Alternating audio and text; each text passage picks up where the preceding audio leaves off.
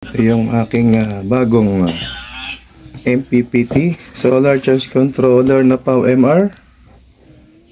So ito ay M35 Pro. So hindi ko na binidyoan yung unboxing experience, pero solid naman yung box physically. So ayan. So ito yung pinaka tornilyuhan, yung pattern, no? So may manual yan, so nabasa na natin kung paano natin i-operate. So sa ngayon, impression lang naman anong sasabihin ko, kung anong specifications nito. So ito ang pinaka specs niya. So 35 ampere, so 12 to 24 lang auto volt. So ayun, applicable sa mga lithium gel flooded sealed acid so user. So set button per 5 seconds to restore factory settings. So ganun ang the maximum PV voltage is to 160 volts, 98.1% to 99% daw yung kanyang efficiency. So yung efficiency, ang ano niyan, ang equation niyan, siyempre yung output divided by the input. So yun ang ano. So POWMR, so made in China to. So pakita lang natin yung ating unit kung saan ko nilagay. So ito siya, no? Bagong-bago, may plastic pa. So sa ngayon nakikita nyo siya naka-zero. So hindi to sira, hindi to nagcha-charge, no? So kasi makikita nyo doon. So yun, may night mode na, no? Mga kulimlim na, hindi na to nag-charge. So battery settings, ito ampere, 0 din kasi nga wala namang pumapasok na kuryente. So 35.2, yan yung temperature. 13.4, ito yung battery type, sealed acid. 14.4 ang by default na yan, ano, hindi ko nababaguhin.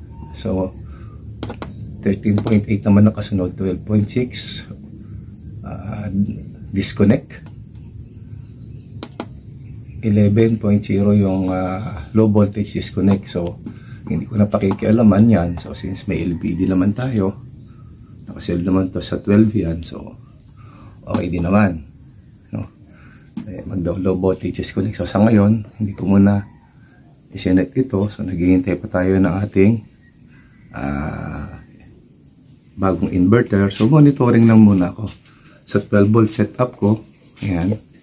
So sa ngayon ito naman ng aking inverter nga, na-i-vlog ko na rin. So monitor lang ako lagi sa nagiging battery output ko.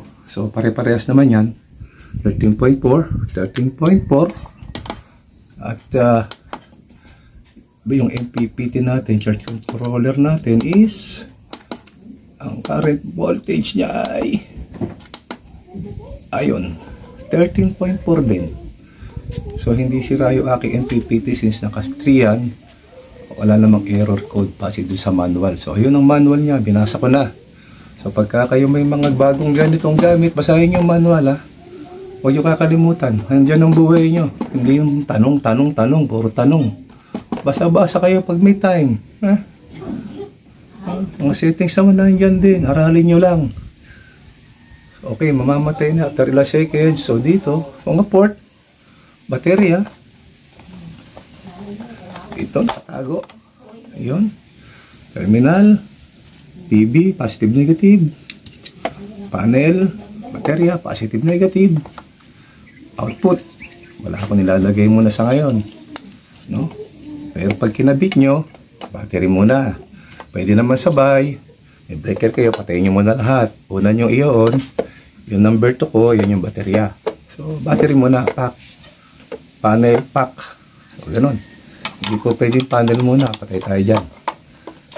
Yan yung aking solar setup ngayon. So unti-unti, later on, makakaraos tayo.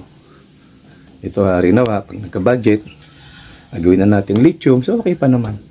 Pan-charge lang sa ngayon. Susunod, maybe 2 months, 3 months from now, invest tayo ng bagong inverter. So, ganun lang muna. Hindi natin kayang biglain yan. Tayo-tayo lang. So, yun lang. So, update lang sa PowiMR M35. So, ang panel nito hanggang 420 watts as per specifications. 12 volts times 35. O, yun. Compute nyo. Ganun ang panel. Kung 24, o di 24. Times yung amperahe. Doble lang. Ganun lang kadali. So, yun nga lang. Hinahanap ko. Wala siyang USB port. So, ito, patay na. Ayusin lang natin yan. Pwede naman dito sa module natin. Yan. Para makapagpailaw. Charging module yan. Nakaset up na rin naman yan. Yun. Okay. Fast charging. Dito na lang ako nag-charge. So, walang problema. Yan lang. Aking munting set up. Dito lang nagkatalo sa baba. Magulo. Pero yan. Almost. Malinis na lahat. No? Mga pinagpasukan ng wire. Wire ko na yun. Puti. Ito. Panel. Ito. Papunta sa ilaw ko doon sa labas. Mga ilaw. Ilaw. 12 volts. 12 volts. Kasi ayoko malaspag yung baterya natin. Sayang. Baka hindi magtagal. No? Huwag yung lalaspagin. Gamit kayo. 12 volts hanggat maaari. 12 volts ilaw. Lahat. 12 volts. Tapos sa ngayon, useless yung LBD ko na yan. Display lang yan. Nakaabang lang yan. So, monitor lang. Ang tip, technique, monitor lang dito sa voltahe. Voltahe, voltahe, puno yan. Ano lang. Bantay-bantay lang pag may time. So, okay. So far, ang aking impression sa ngayon, under observation muna, no? Obserbahan muna natin. Hopefully, sa ngayon, thumbs up muna tayo dito sa unit natin. Plastic. Kung quality sa likod, aluminum. So, okay naman. So, medyo may hangin ako dito inilagay. Hindi ko lahat dinikit.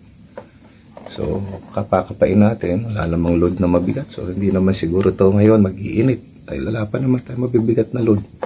So, sa ngayon, okay muna tayo. Good muna tayo dito. Obserbahan natin kung hanggang kailan kami magsasama nitong PowiMR na ito. So, para okay naman. Reasonable naman yung price. So, sa ngayon sa akin, recommended naman. Basta tama lang yung mga wire, breaker, baterya, inverter na gagamitin nyo. Kapain nyo lang yung mga kanyo kung umiinit. Pag may mainit, may problema. May maluluwag na wire. So, ayan lang muna ang ating mini setup. Nanggaling sa panel, wala namang mainit. Lagi nyo na i-check. So, okay. Yung ating voltmeter nakatapla sa baterya. So, kung ano yung actual yan, yun na yun. Okay. Goods tayo ngayon sa ngayon. Thumbs up.